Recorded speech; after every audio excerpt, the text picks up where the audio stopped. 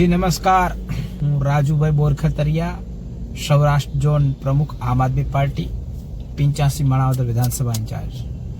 એક મહત્વની વાત આજે કેવી છે કે એક ભાજપના ધારાસભ્યશ્રી, ભાજપના નેતાનો એક બફાટ સામે આવ્યો છે। એ એવી વાત કરી રહ્યા છે કે અમને શહેરનો વિકાસ અમે જોઈ નથી શકતા, અમને ગામડામાં રસ છે, અમે શહેરનો વિકાસ થાય અમને નથી જોઈ નથી શકતા।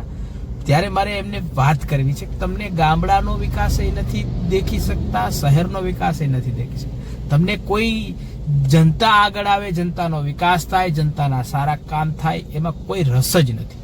એટલે મારે તમને કહેવું છે, ધારાસભ્ય શ્રી અરવિંદભાઈ, આપને કહેવું છે કે ગામડાનો એકાદું ગામ તો તમે બતાવો તમારા વિસ્તારની અંદર। હું પણ તમારા મત વિસ્તારની અંદર રહું છું, તમે બતાવો કે એક ગામનો વિકાસ થયો હોય, તમારા આવવા પછી જે વિકાસ થયો હોય એકાદું એક સેમ્પલનું ગામ બતાવો।